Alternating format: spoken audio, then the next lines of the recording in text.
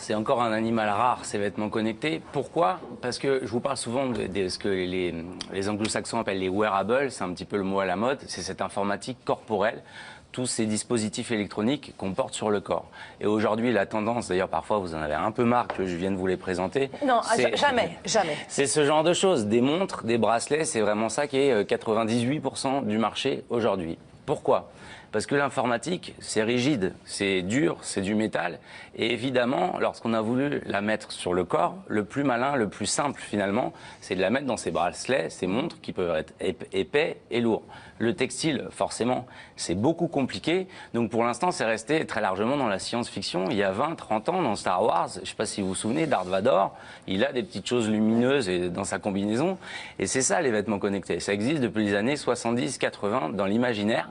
Et ça arrive uniquement maintenant parce qu'on commence à faire une informatique assez petite, assez fine, pour enfin la réconcilier avec les textiles. Alors, c'est beaucoup compliqué, mais développer, ça commence. Et oui. Non, ça c'est pas joli, Michel. Non, ça c'est pas joli. Non, et oui, ça y est, c'est prêt. Regardez ce magnifique Marcel connecté. Je vois pas bien. Sincèrement, merci Marina, vous vouliez absolument que je découvre mes épaules. Regardez non, comme c'est sexy. qu'il est beau. Ça s'appelle un chandail, c'est fait par des Québécois. Une PME québécoise qui a développé ça. Ça vous va très bien en tout cas, franchement. Je vous remercie, j'ai quand même mis le petit gilet au-dessus pour rester sobre. Alors, c'est quoi? C'est un Marcel en lycra, en tout cas, ça y ressemble, avec à l'intérieur des capteurs. Vous pouvez pas les voir, mais moi je les sens quand même un peu. C'est comme des petits fils de fer, plein de petits capteurs qui sont directement, et on voit ça à l'image, qui sont tricotés dans le tissu, qui sont directement dans le tissu. Ça permet quoi? Quand je fais du sport, tout est mesuré au plus près de ma peau. Donc c'est des capteurs cardiaques qui sont beaucoup plus précis que ceux qu'on trouve dans les bracelets ou les montres, par exemple. On peut mesurer énormément de choses. La respiration, ce qu'on ne fait pas d'habitude avec les bracelets, variabilité du rythme cardiaque, fréquence respiratoire. Donc il lit son truc. Il y a des images, je peux pomper. Mais je crois que j'étais pas à l'antenne. Oui, je sais. Extraordinaire. Mais je sais, c'est pour ça que vous le dites. C'est le seul moment de la chronique où j'ai le droit de regarder les fiches. Bon, regardez, sans les mains, on peut voir tout voilà, comme ça c'est plus simple. En permanence. Et ce qui est très très sympa, c'est qu'il y a quand même besoin de mettre des capteurs un peu plus gros, de l'informatique un peu plus grosse. Et on le met, en fait, si vous voulez, vous avez une petite poche secrète dans laquelle vous avez une boîte noire. Attention, voici ma boîte noire. C'est un petit boîtier comme ça.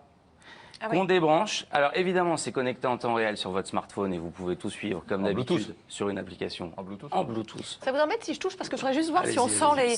Non, c'est si on sent les. Si ça fait normal ou pas. Oui, oui, quand même. Je n'ai pas 4 tétons. Vous avez qu'à toucher les tétons, si vous voulez. Et il n'a pas les tétons ici, il est pas mal fichu. Je me demande. Quand on voit ce qu'il y a au-dessus, je me demande. Pardon. Il est jaloux, il est jaloux. Laissez tomber. Dis pas de vanne physique. Mon Marcel pour la prochaine fois. Donc excusez-moi, mais je voulais voir. Donc voilà, c'est très saillant. Tout est enregistré dans un petit boîtier. Et quand on rentre à la maison, comme ça sert surtout aux sportifs de haut niveau, vous le reliez à votre ordinateur et vous pouvez analyser des datas, des données sur des mois pour voir comment est-ce que vous résistez à l'effort.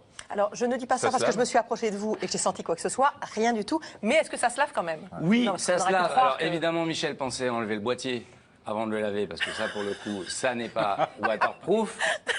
Vous pouvez le laver à la main ou alors en mode délicat à la machine, ce serait dommage parce que ça coûte quand même 400 €. Le capteur plus le t-shirt. Voilà. Et ça existe en version pour les femmes, évidemment. C'est pour les sportifs, ça. C'est pour les sportifs, surtout à ce prix-là. C'est pas pour, comment vous dites, le vulgus pecum, le vulgum pecus, oui. Vulgum pecus.